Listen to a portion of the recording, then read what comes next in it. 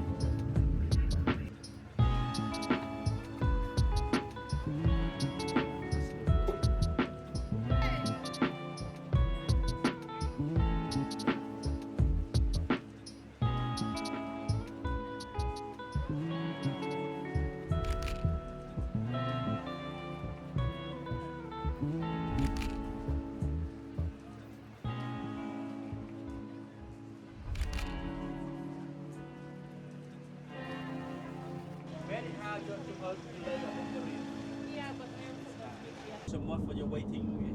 Thank you. We try our best. Go faster.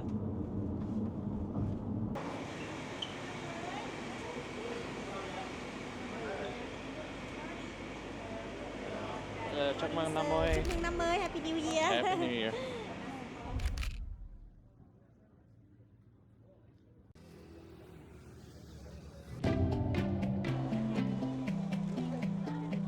It's out. This is all the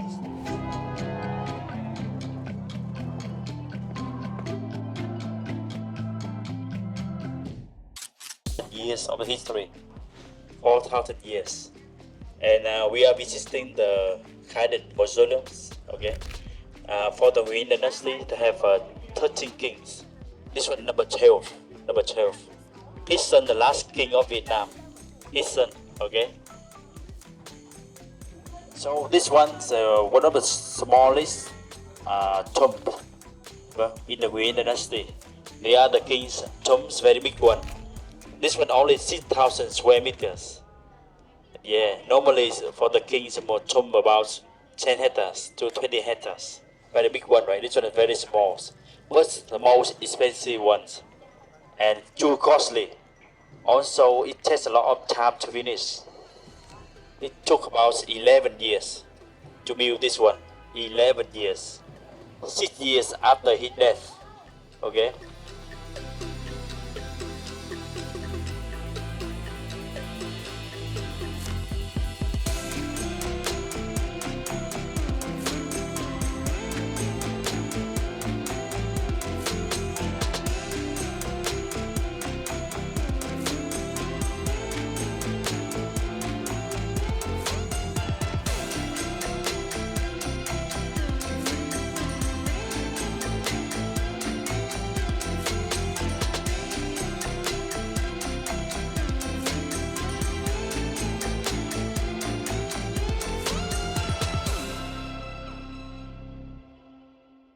Perched on the misty slopes of Chao Chu Mountain, the Khai Dinh Mausoleum stands like something dreamed up by a Vietnamese emperor who just discovered European architecture and said, yes, all of it.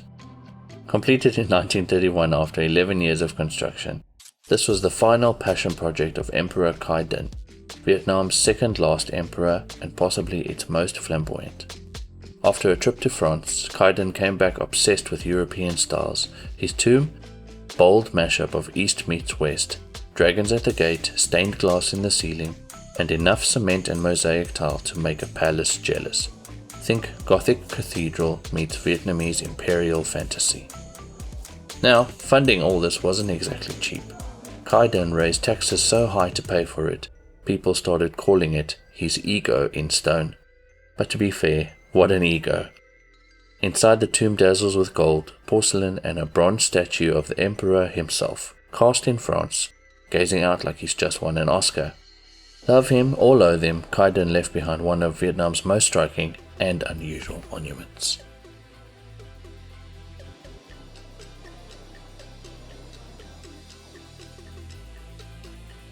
Rising above the banks of the Perfume River, Thien Mu Pagoda isn't just Hue's most iconic landmark, it's basically the Beyoncé of Vietnamese temples.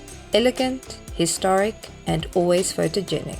Built in 1601, the 7-story pagoda, officially named Linh Mu, but everyone still calls her Thien Mu, has watched over Hue for centuries. Legend has it, a mysterious old woman appeared on this very hill, predicting a great temple would be built. Naturally, someone said, "Say no more," and the Nguyen lords got to work. Over the centuries, Thien Mu has seen it all. Dynasties rising, emperors meditating, monks protesting. In fact, one of its most powerful moments came in the 1960s when a monk from this pagoda drove to Saigon and self-immolated in protest against government oppression. His car, the exact one, is still here, a solemn reminder of sacrifice and conviction. But it's not all solemnity. The view, breathtaking.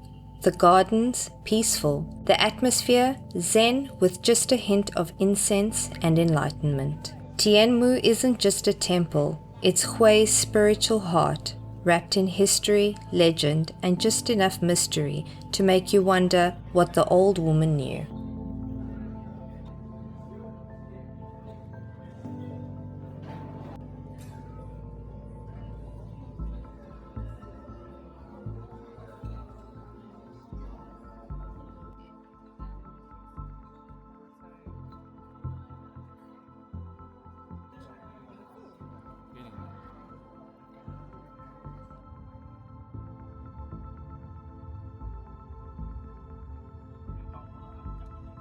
Comprised of 3 key enclosures, the Complex of Hue Monuments is a UNESCO World Heritage Site. The outer wall, or fortified enclosure, is known as the Citadel and has high stone walls and a moat. Within the Citadel is the main administrative and ceremonial center of the Nguyen dynasty, housing the royal palaces, shrines and official buildings. With a perimeter of about 2.5 kilometers, the Imperial City may seem like the smallest city ever in size, but it certainly makes up for it with history, culture and beauty. Situated within the Imperial City is another city. Yep, that's slightly confusing for us too. The Forbidden Purple City was reserved for the personal use of the Emperor and the royal family. Only eunuchs were allowed as servants within this inner sanctum. Sadly, much of the Forbidden Purple City was heavily damaged during wars, but it is undergoing reconstruction.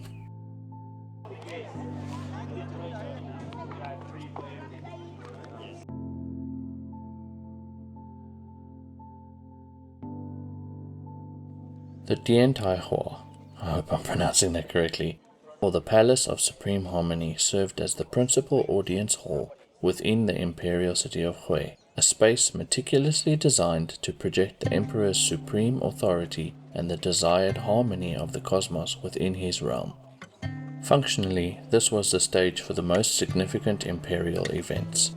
Imagine foreign ambassadors presenting their credentials, high-ranking mandarins attending court ceremonies, and the Emperor issuing important decrees. The very layout, with its elevated throne and expansive courtyard, reinforced the hierarchical structure of the imperial court. Beyond its practical use, every element of the Thien Tanzinne carried deep symbolic meaning. The intricate carvings of dragons, phoenixes, and other auspicious creatures represented imperial power, prosperity, and balance. The placement and orientation of the palace itself were carefully aligned according to principles of geomancy, seeking to harness positive energy and ensure the well-being of the empire.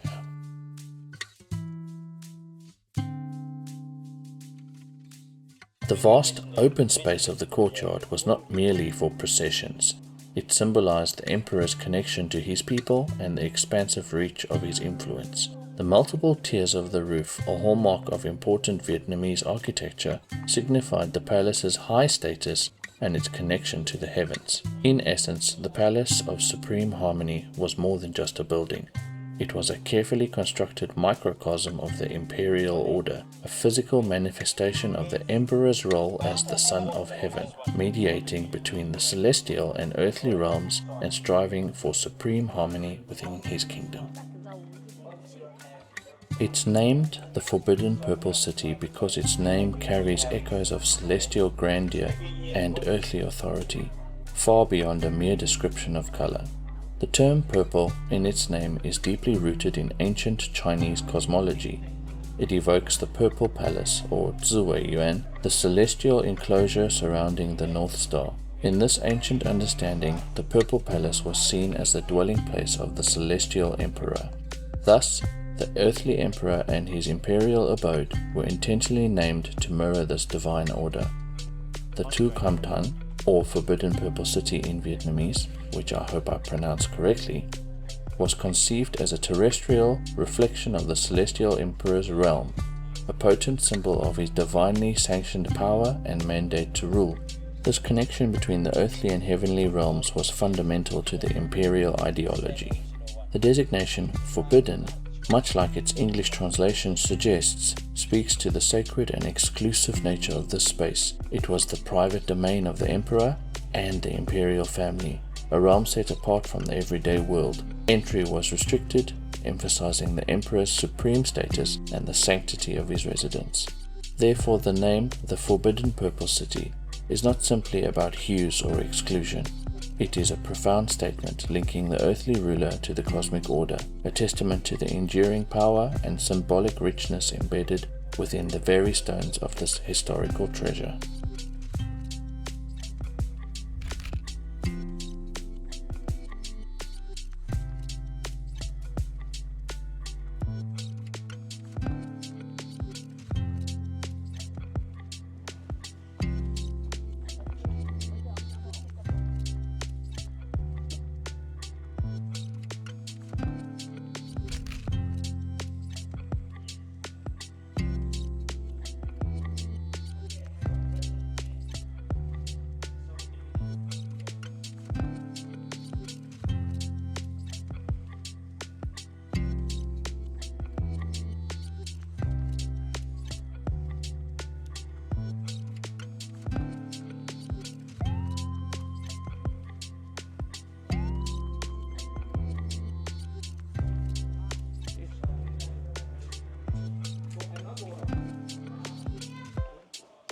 What?